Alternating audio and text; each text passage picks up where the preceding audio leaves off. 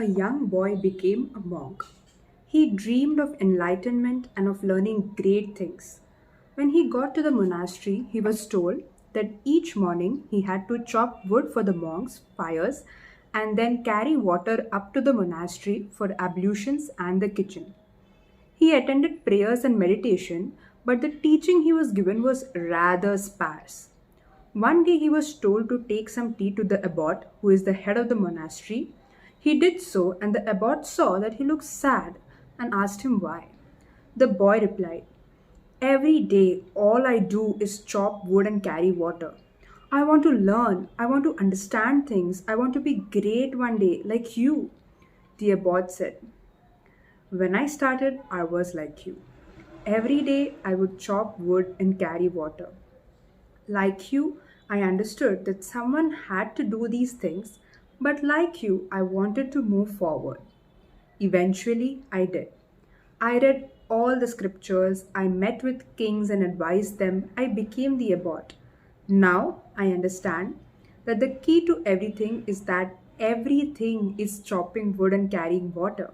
And that if one does everything mindfully and with complete awareness, then it is all the same.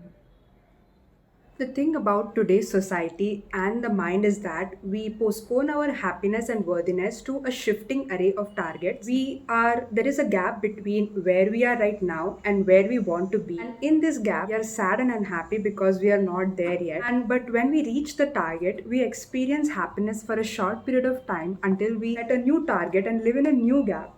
So, as we go from this gap to this gap, we are just postponing our happiness and worthiness and not really enjoying the process and the journey. So, the point is to be present in every moment and to enjoy the journey. So, in science, it is called being in flow, and in spirituality, it is called presence. Through this story, I understood that whatever is the equivalent of chopping wood and carrying water in my own life, I need to be present in that moment.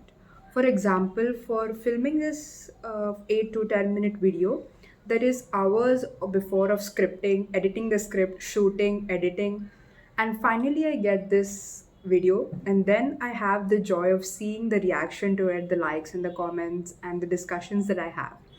But during this whole hours before, if I focus on the reward of that reaction, I will not be able to create peacefully. If I say that my happiness will depend upon the reaction, and if the reaction is not good, then it will be like the hours are wasted, the hours of work are wasted. So for me, it would be present in the process of creation of this video. So whatever is the equivalent of chopping wood and carrying water in your life, in your job, in your school, in your studies, in your relationships, be present in that. For example, a lot of us, we have to make presentations, and you must have experienced that, like for days before we worry and fret about how bad it will go, how will the bosses react, or how will the teachers react, and then it makes us so miserable that we don't do anything before, and on the day or just hours before, we just put in whatever we can do and just present it. Instead, if we had just started the journey and enjoyed the process of making the presentation, the reaction and the response was good or bad, we can handle that. In this present moment, we can handle anything.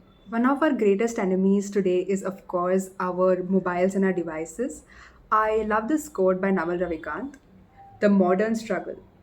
Lone individuals summoning inhuman willpower, fasting, meditating, exercising, up against armies of scientists and statisticians weaponizing abundant food, screens, medicine into junk food, clickbait news, infinite porn, endless games, and addictive drugs."